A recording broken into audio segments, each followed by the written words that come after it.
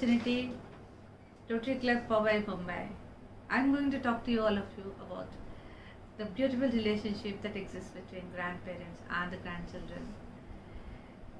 Grandchildren and grandparents, this is one relationship that's really grand, not just in its name, but in the spirit as well. This is one relationship that skips one generation in between and makes this bonding really, really very special. When you become a grandparent, it's actually a second chance that life gives us to give all that good and great things that perhaps we might have not realized to give to our own children.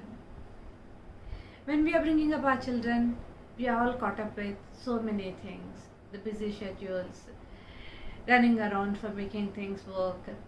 And in this process, perhaps the most critical things required for enhancing another human life, that is the investment of time, patience, and wisdom. All these critical elements were short in supply. But when we transition into the role of a grandparent, as pure joy of giving, that unconditional love, the time without any expectation, along with the beautiful treasures of the learnings that we picked up throughout, that turned into wisdom. Gone are the days. The image of grandparents typically would always come to our mind, that bulky figures where the grandmother would be knitting or sewing and grandfather is always stereotyped as gardening. But today's grandparents are very health conscious. They're also tech savvy. They're also blessed with financial freedom and they're very well informed. So with all these good things, the quality of this relationship could be much, much better. In some houses, grandparents stay along with the family, or in some families, the grandparents keep visiting. Either ways, this relationship can enrich the lives at both ends of the spectrum. Like in any relationship, unless it is invested in with the right content and the right intent, it would not grow. So there are three critical elements, in my view, which actually enrich this relationship. The first one is expectation. There are three parties involved in this, while the parents we do not really take into account when we are talking about grandparents and grandchildren, but they do play a very, very critical role in this entire fabric. What's the expectation of the grandparents? What's the expectation of the grandchildren? And what's the expectation of the parent from this relationship? That plays a very, very critical role in defining the quality of this relationship. The second one is the contribution. How much we are committed to contribute in terms of time, in terms of commitment, in terms of making it better for each other. That's a very, very critical element to make this bonding really special. And the third one is what enhances this relationship is the quality of the relationship. Any relationship quality is defined or determined by three things. One,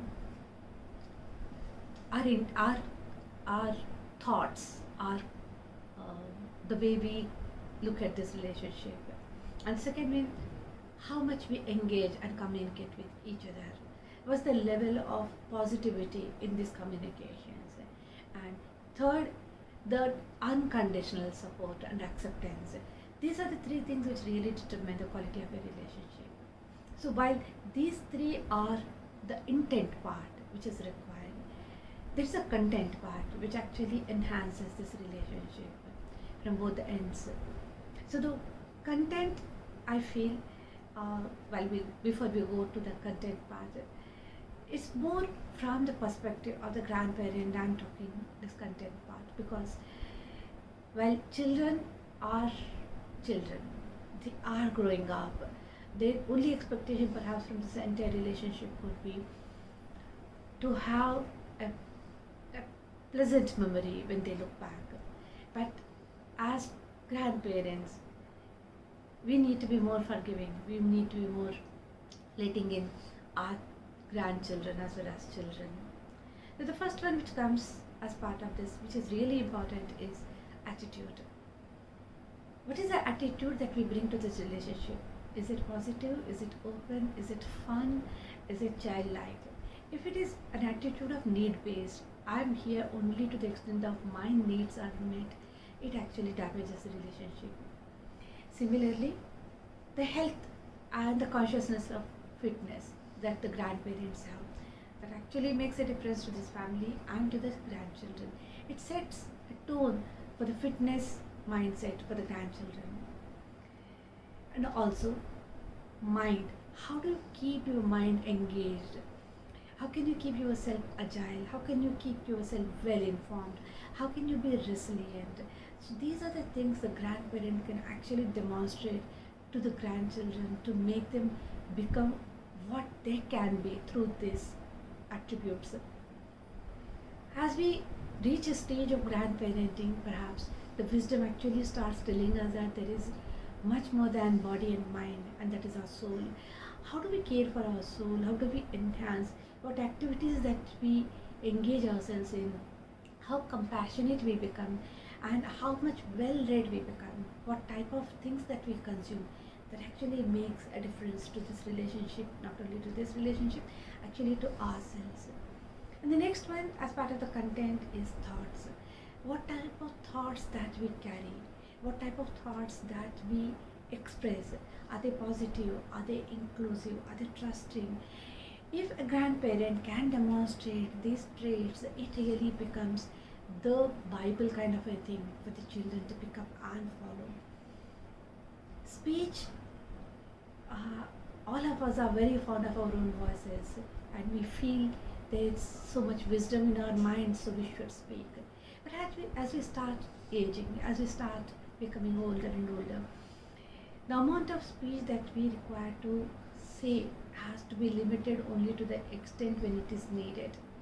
And we should become more conscious with the wisdom that we have, that the speech is really well worded and there is fun and humor in that. And there's something called a we, while we are attached to children and we are attached to things and we speak more and more when the children are young.